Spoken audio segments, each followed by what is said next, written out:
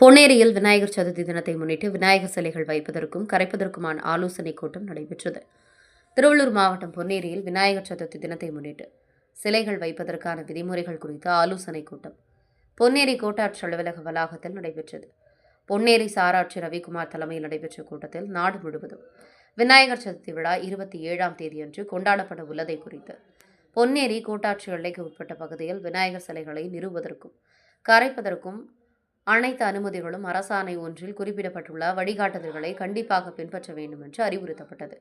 அதன்படி சிலை நிறுவுதல் மற்றும் ஊர்வலங்களுக்கு விண்ணப்பதாரர்களுக்கு அனுமதி வழங்கும் போது விண்ணப்பங்களை ஒருங்கிணைப்பாளர்கள் படிவம் ஒன்றில் தேவையான தடையின்மை சான்றிதழ்களுடன் குறைந்தபட்சம் 1 மாதத்திற்கு முன்பே சமர்ப்பிக்க வேண்டும் என்றும், நில உரிமையாளர், உள்ளாட்சி அமைப்புகள், நெடுஞ்சாலைகள், சம்பந்தப்பட்ட துறைகள், நிலை அதிகாரி, தீயணைப்பு மற்றும் மீட்பு சேவைகள், தரநிலைகளுக்கு இணங்குதல் என இந்த துறை அலுவலர்களிடம் சிலை வைக்கும் போது அனுமதி பெற வேண்டும்.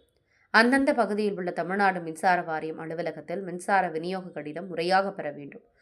அனைத்து நிபந்தனைகளுக்கும் இணங்குவதை சரிபார்த்த பிறகு மற்றும் ஒருங்கிணைப்பாளர் உறுதிமொழியை சமர்ப்பித்த பிறகு அந்தந்த துணைப்பிரிவு நீதிபதி அல்லது காவல் உதவி ஆணையரால் படிவம் 2 மட்டுமே அனுமதிகள் வழங்கப்பட வேண்டும்.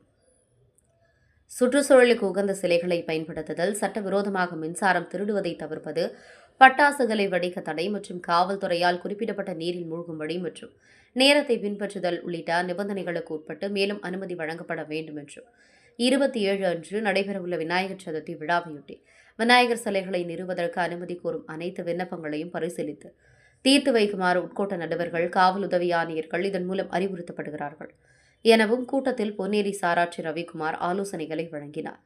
இந்த கூட்டத்தில் அதிகாரிகள், அரசு துறை அலுவலர்கள் உள்ளிட்ட பலரும் கலந்து கொண்டனர்.